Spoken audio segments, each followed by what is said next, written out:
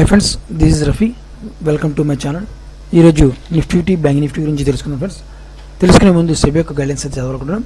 నేను ఏ విధమైన రికమెండేషన్ అయితే చేయట్లేదు ఫ్రెండ్స్. ఎందువల్లంటే నాకు సెబీ ద్వారా ఏ విధమైన లైసెన్స్ అయితే లేదు. తద్వారా నేను ఏ రికమెండేషన్కి అయితే అనర్హుడిని. నేను సరిపోని రికమెండేషన్ చేయడానికి. సో దీంట్లో ఏదైనా బై కానీ సెల్ కానీ చేయాలనుకుంటే ఓన్లీ మీ రిస్క్ మేనేజ్మెంట్తో మీరే చేయాలి తప్ప నాకు ఎటువంటి సంబంధం లేదు.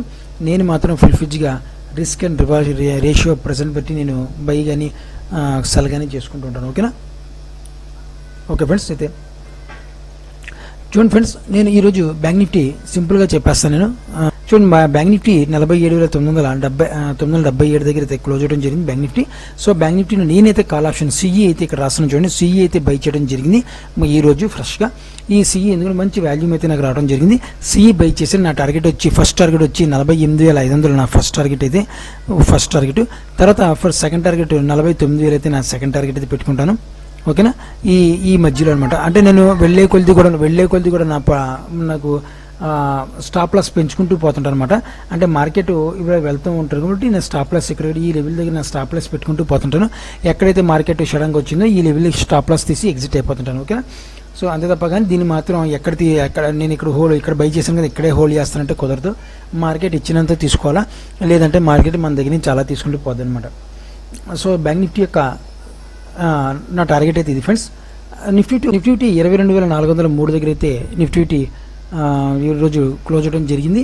సో ఈరోజు నిఫ్టీలో వాల్యూమ్ ప్రకారం చూసుకుంటే మంచి వాల్యూమ్తో మంచి క్యాండిల్తో మార్కెట్ ఒక రోజు క్లోజ్ అవడం జరిగింది. సో తద్వారా నేనైతే ఆల్మోస్ట్ నిఫ్టీలో ఒక కాల్ ఆప్షన్ అయితే తీసుకోవడం జరిగింది. గతంలోనే తీసుకున్నాను, దాన్ని హోల్డ్ చేశాను, నో ప్రాబ్లం. సో రేపు నా టార్గెట్ వచ్చి మనకి 42,800. మళ్ళీ ఈ రెసిస్టెంట్ లెవెల్ని ఒకసారి ఫేస్ చేయాల్సి వస్తుంది మార్కెట్. ఈ రెసిస్టెంట్ లెవెల్ దగ్గర అయితే నా టార్గెట్ అయితే పెట్టుకోవడం జరుగుతుంది నిఫ్టీని. సో ఓకే ఫ్రెండ్స్, ఇది నా టార్గెట్ అనమాట. దీంట్లో సపోర్ట్ అండ్ రెసిస్టెంట్ లేదు, హోల్డింగ్ పర్పస్లో మాట్లాడుతున్నాను. నేను హోల్డ్ అయితే చేస్తాను 2 days కానీ 3 days కానీ. రేపు మార్కెట్ గ్యాప్ అప్ ఓపెన్ అయిన రెసిస్టెంట్ దగ్గర వస్తే ఎగ్జిట్ అయిపోతాను మాట, మొహమాటం లేదనమాట. లేని పక్షంలో రేపు ఏ టైంలో రేపు కానీ ఎల్లుండి వచ్చిన పర్లేదు, 2 రోజులు 3 రోజుల తర్వాత వచ్చిన పర్లేదు, 4 రోజులు వచ్చిన తర్వాత పర్లేదు. నా టార్గెట్ అయితే ఇది మాత్రం నిఫ్టీలో. సో అదేవిధంగా ఇప్పుడు ఒకసారి ఫిన్ నిఫ్టీ ఒకసారి చూద్దాం ఫ్రెండ్స్. చూడండి ఫ్రెండ్స్, ఫిన్ నిఫ్టీ క్లోజింగ్ వచ్చి 21,416 దగ్గర అయితే క్లోజ్ ఉండడం జరిగింది ఫిన్ నిఫ్టీ. సో ఫిన్ నిఫ్టీలో మనకి ఆల్రెడీ గతంలో కూడా చెప్పాను, మళ్ళీ స్టార్ట్ చేద్దాం ఫ్రెండ్స్. మళ్ళీ స్టార్ట్ చేయాలనుకుంటున్నాను.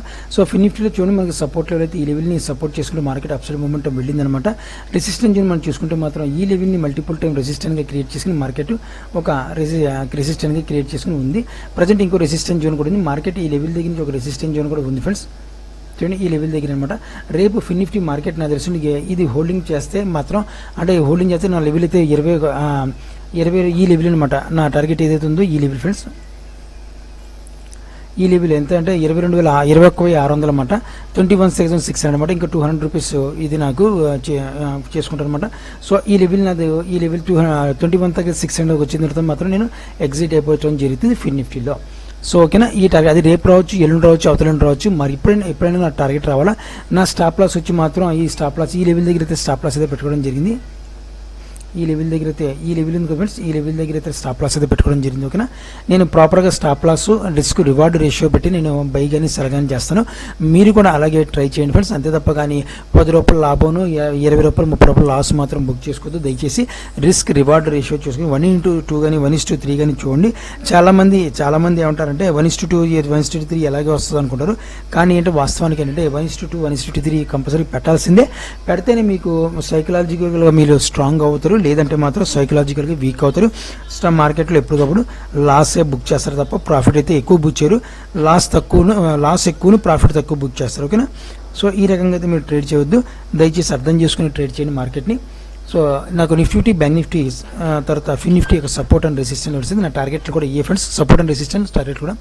ఓకే, మీరు కూడా ఆప్షన్లో ట్రేడ్ చేసి జాగ్రత్తగా ట్రేడ్ చేసిన ఆశిస్తున్నాను. నా వీడియో వాచ్ చేసిన thank you friends. Thank you.